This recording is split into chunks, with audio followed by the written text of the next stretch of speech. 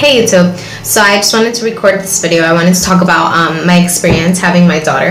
I've had a really bad well, I wouldn't say there were bad experiences compared to this birth that I had at the hospital, but they were not ideal.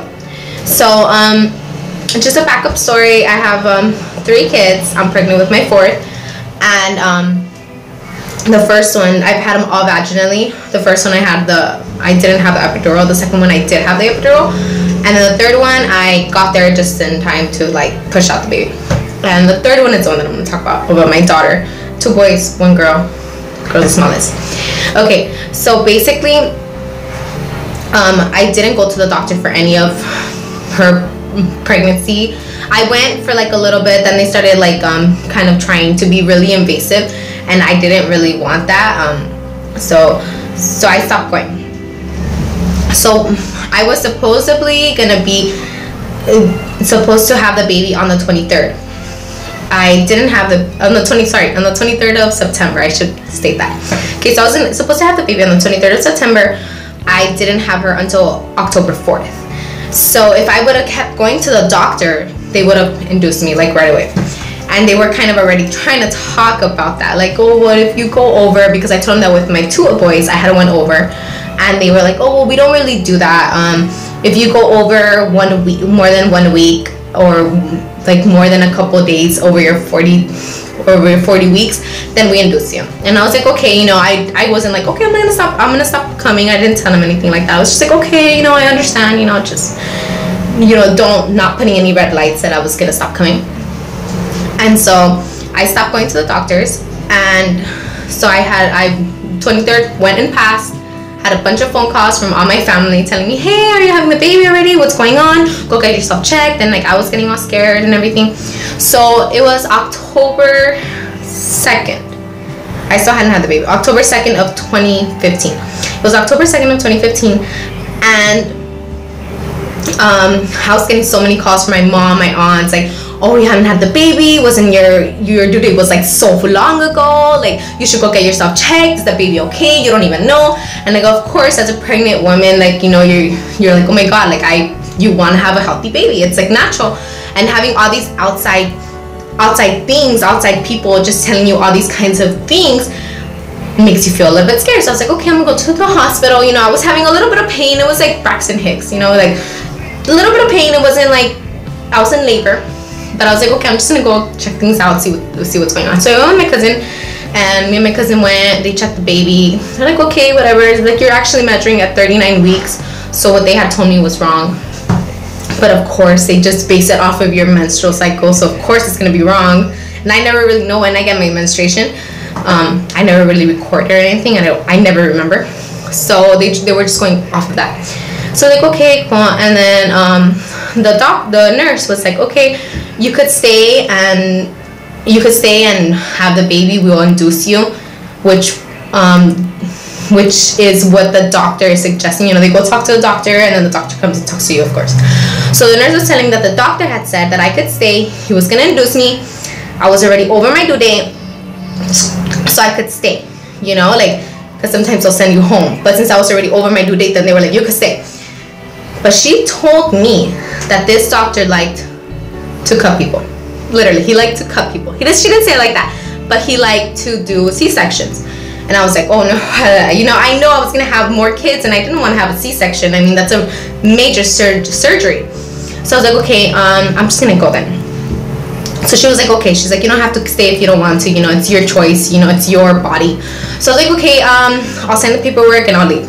And she was like, okay. So I signed the paperwork and I left. 2 days later, I was actually in labor, and my whole labor story is really crazy. I was cleaning during my whole labor, like I was like, I didn't want to go to the hospital. So for some reason, I went and washed my car. That's what I went. So I was in labor. I was like an early kind of labor, and I went and I washed my car. So I was washing my car, and as I was washing my car, like I was getting contractions, and I knew I was in labor, but you know, I was with my little sister, and like she didn't know. So she was just like, okay, what's going on? Like, she was my little sister. She was 10. I think she was 10 at the time. She was like, what's going on? And I was like, oh, it's nothing. I'm just having some pains, and we were just cleaning the car. So I was cleaning the car, and then after my mom was at Walmart. So my little sister was like, oh yeah, my mom's at Walmart, you want to go? I was like, yeah, let's go to Walmart.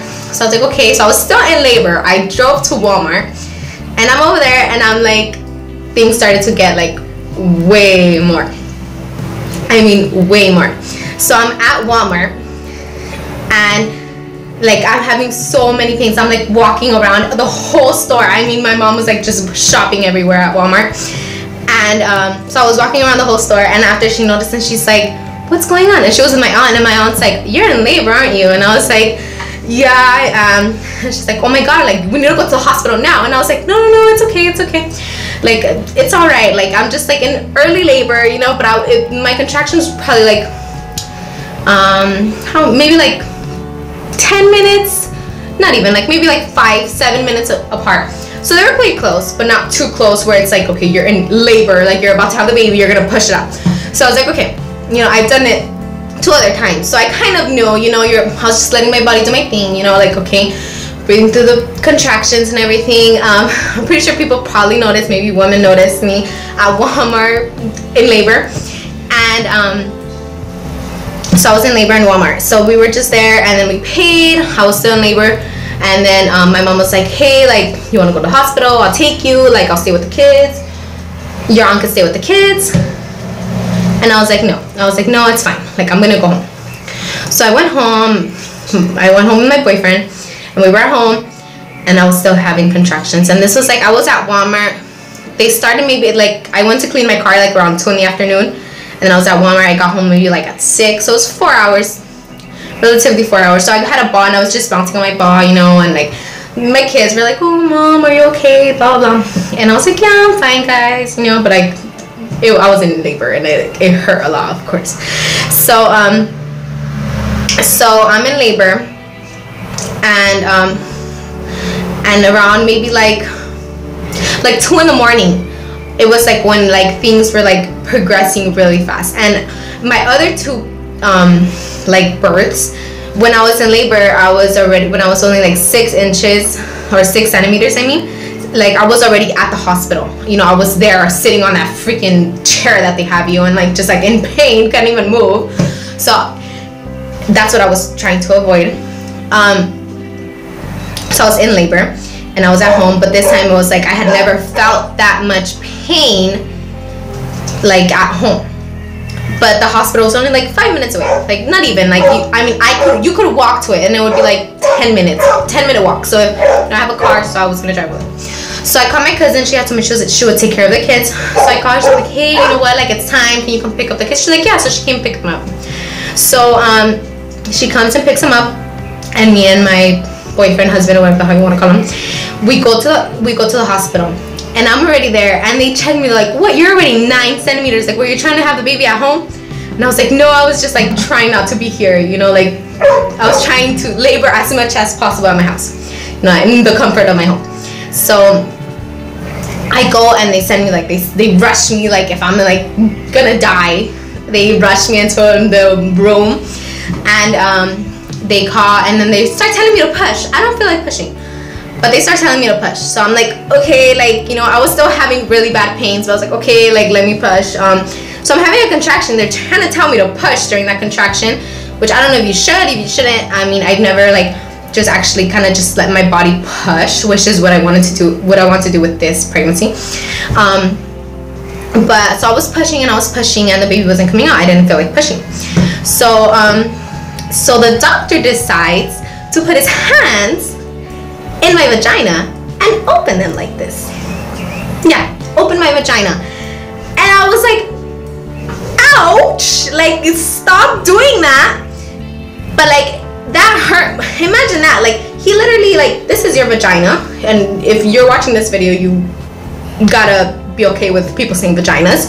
So this is your vagina, and he was opening like this, and my boyfriend saw that, so that's how I know he was doing that. I could feel it. So I was like, ow, please stop, like I can't push like that. And then my boyfriend's like, hey, stop, like stop what you're doing.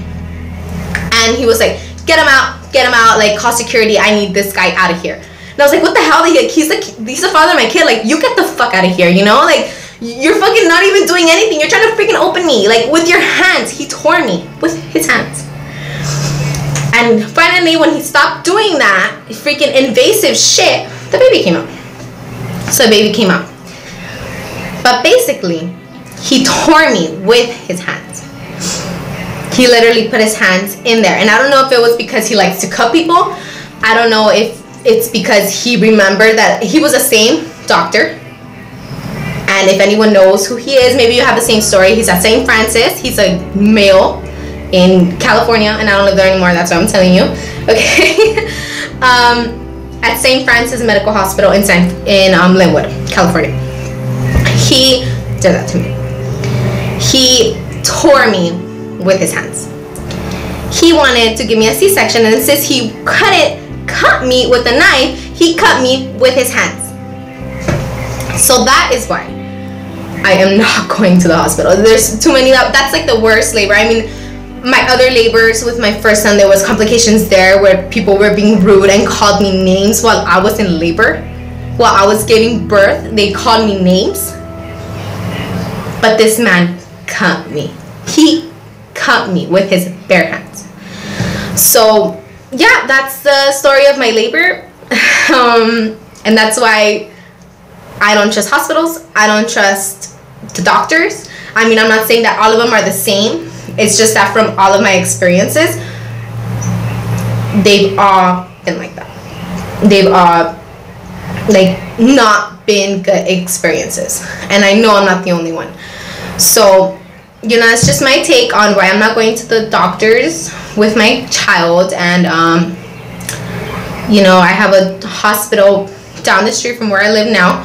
So everything's fine with that. I don't know what the baby is. When I find out, I'll tell you. But yeah, that's my story.